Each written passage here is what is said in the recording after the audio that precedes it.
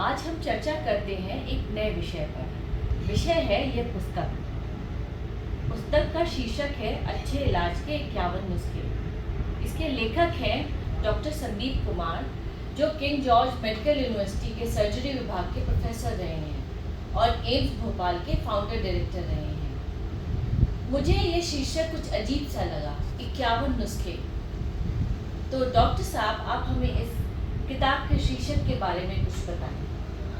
जी, शीर्षक थोड़ा ज़रूर आपकी बात है वर्षा जी की अजीब सा है। हमारे अपने सहयोगी लेखक के साथ और परिवार में भी ये थोड़ा सा मतभेद था कि ये शीर्षक बड़ा अजीब सा है। 51 इसलिए कि इसमें 51 चैप्टर्स हैं इस किताब में।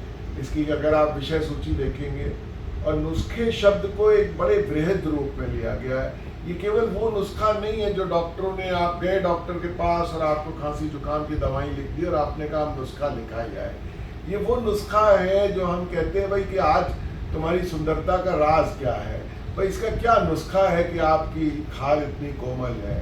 तो नुस्खा एक बड़ा शब्द के रूप में इस्तेमाल किया है कि आपके स्वस्थ रहने के नुस्खे हैं इसमें। आपके, अगर आप भगवान न करे कोई अस्वस्थ हो जाए तो उस अस्वस्थता से या उस दुर्बलता से कैसे बाहर आए उसके नुस्खे हैं, और इलाज कराना पड़े तो अच्छा इलाज कैसे पाएं उसके नुस्खे हैं। तो संपूर्णता से उसका विवरण है, इसलिए मैंने ये नुस्खा शब्द इस्तेमाल किया है। लखनऊ की भाषा में नुस्खा केवल वो प्रिस्क्रिप्शन नहीं है जो आप डॉक्टर से लेके आए, इसलिए इसका ये टाइटल है। डॉक्टर साहब, हमारा अगला प्रश्न है, आपको यह पुस्तक लिखने का विचार कैसे आया? ये पुस्तक लिखने का विचार मेरे पास करीब 20-30 साल से है, और हमेशा मुझसे मरीज कहते थे कि डॉक्टर साहब अच्छा इलाज करिएगा। तो मैं मरीज से कहता था भाई आप में भी तो अच्छा इलाज कराने की क्षमता होनी चाहिए। मैं इंसान हूँ, डॉक्टर बाद में हूँ। मुझ में अपनी कमज़ोरियाँ हैं, मैं थक जाता हूँ, मुझे गुस्सा भी आता है, मैं कभी कभी बहुत ज़्यादा काम में के बोझ में दबा होता हूँ। तो मुझे लगता है कि कुछ ऐसे मरीज़ हैं जो मुझसे हमेशा मेरा बेस्ट पा जाते हैं, और कुछ ऐसे मरीज़ हैं जब मेरे पास आते हैं तो वो मैं चाह कर भी, जबकि मेरे मन में कुछ नहीं होता, वो ऐसा मुझे इरिटेट सा कर सकते हैं। तो मैंने सोचा कि जैसे एक मुवक्किल, एक वकील साहब के की कहते हैं ना पैरवी करनी पड़ती है, कहते हैं सरकारी दफ्तर में काम कराने के लिए पैरवी करनी पड़ती है। हमारे बचपन में हमारी दादी कहती थी मुकदमा लड़ने के लिए लोहे के पैर और चांदी के हाथ चाहिए। तो मैं इसमें मरीज को मरीजी सिखाई है। एक मरीज अच्छा मरीज कैसे बने, वो एक अच्छे डॉक्टर से, एक अच्छे इंसान से अच्छा इलाज कैसे करवाए, ये वो 51 नुस्खे हैं अच्छा इलाज कराने के लिए। खुद भी कुछ जानकारी हासिल करे, थोड़ा थोड़ा तुम चलो, थोड़ा थोड़ा तुम्हारा जो मल्लाह है जो चप्पू चला रहा है वो चलाएगा। तो ये इस पुस्तक का मेन उद्देश्य है, और इसी विचार से पुस्तक लिखी गई है। डॉक्टर साहब, आपको क्या लगता है ये पुस्तक किसको पढ़नी चाहिए और क्यों पढ़नी चाहिए? ये बहुत अच्छा सवाल है। मेरे ख्याल से पुस्तक सभी को पढ़नी चाहिए। मैंने तो इसकी प्रस्तावना में लिखा है कि ये हरेक की पाठ्य पुस्तक है। देखिए, उत्तम काया दूजी माया, सभी को स्वस्थ रहना है, और अगर स्वस्थ रहना है तभी आपका जीवन सकारात्मक है, और स्वस्थ रहने की कुंजी है इस पुस्तक में। और ये पुस्तक छोटे को भी, बड़े को भी, और दुबले को भी, मोटे को भी, मैंने ये नीरज की पंक्तियाँ इस पुस्तक में भी इस्तेमाल करी है।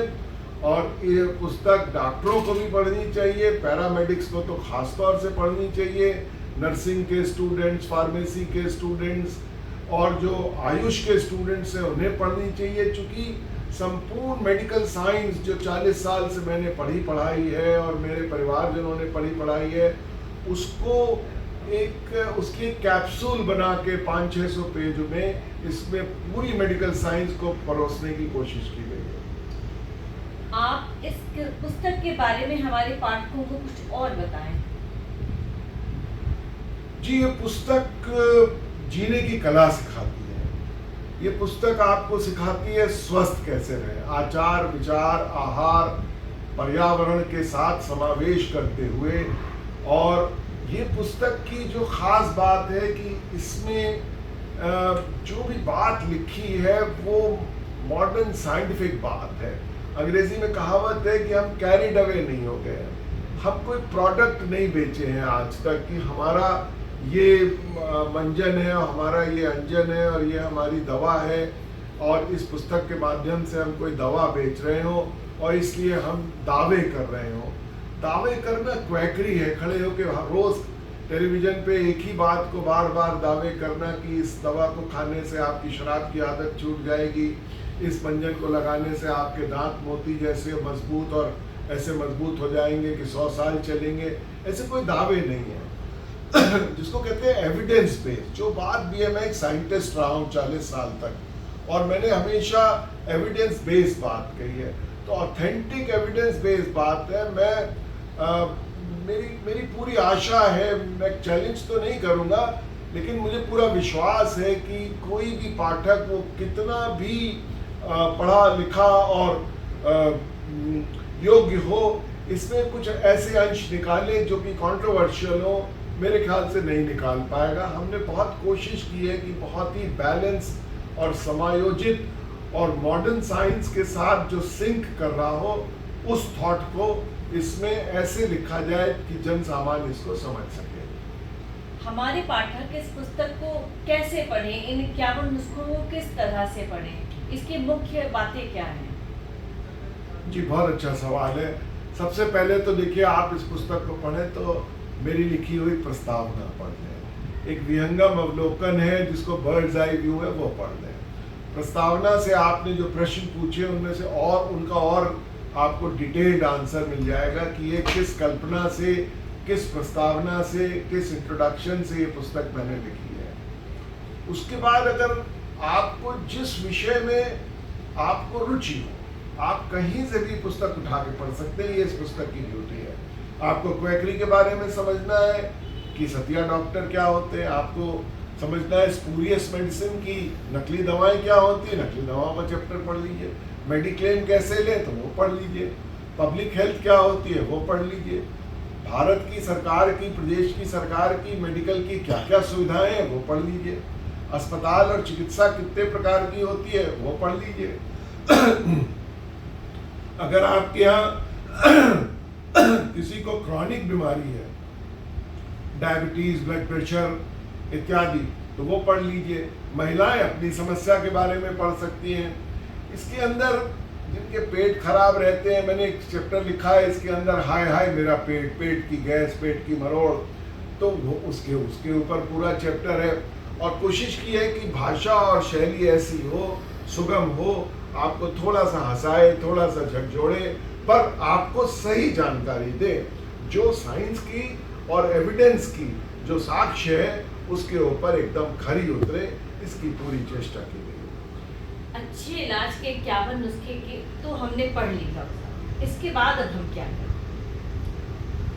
देखिए, पुस्तक यदि आपने पढ़ ली और आत्मसात कर ली तो आपको पूछना नहीं पड़ेगा कि हम क्या करें। आप यही करें कि इस पुस्तक को पढ़ने के बाद किसी ऐसे व्यक्ति को यह पुस्तक दे दें या उसको उत्साहित करें कि वो भी इसे पढ़े।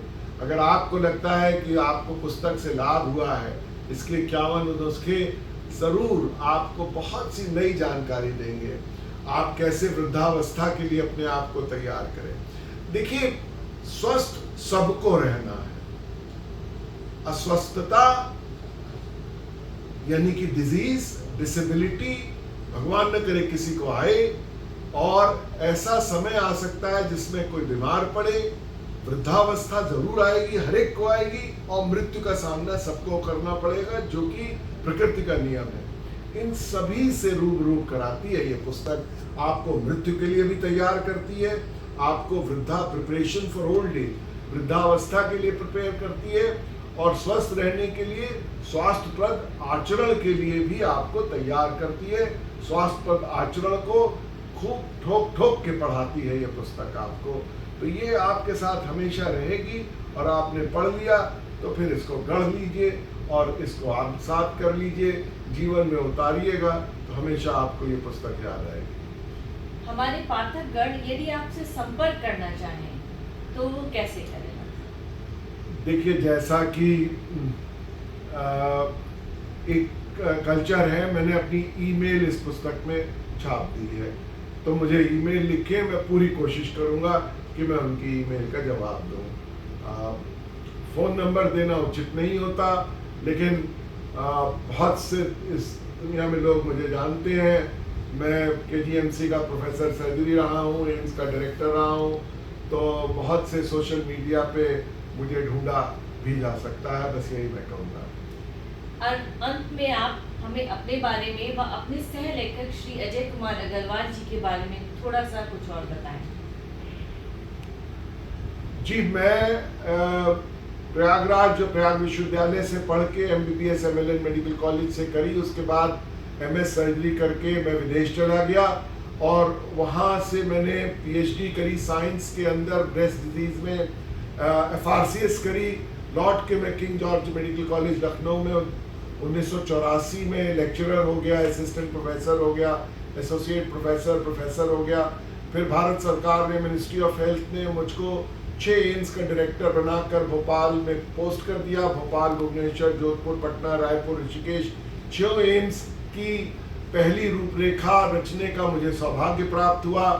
और मेरे को मेरे घर में मेरे पिताजी, मेरा छोटा भाई, मेरा बेटा, मेरे चाचा, मेरी चाची, मेरे तमाम दोस्त मेडिकल प्रोफेशन से रहे हैं।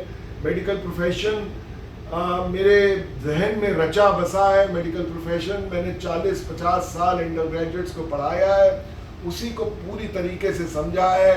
मैं एपिडेमियोलॉजी का भी विद्यार्थी रहा हूँ, पब्लिक हेल्थ में भी मैंने मास्टर्स की है, और इसीलिए मैं समझता हूँ कि मैं ये पुस्तक लिखने में सक्षम रहा। मेरी हिंदी और मेरी भाषा है तो प्रयागराज की। मैं पढ़ा लिखा प्रयागराज में, मेरी कर्मभूमि लखनऊ रही है। दोनों जगह बढ़िया शुद्ध अच्छी हिंदी और उर्दू बोली जाती है, लेकिन मैं अपने आप को प्रयाग की टपोरी हिंदी लिखने वाला कहता हूँ। अपनी हिंदी को शुद्ध करने के लिए पुस्तक में कुछ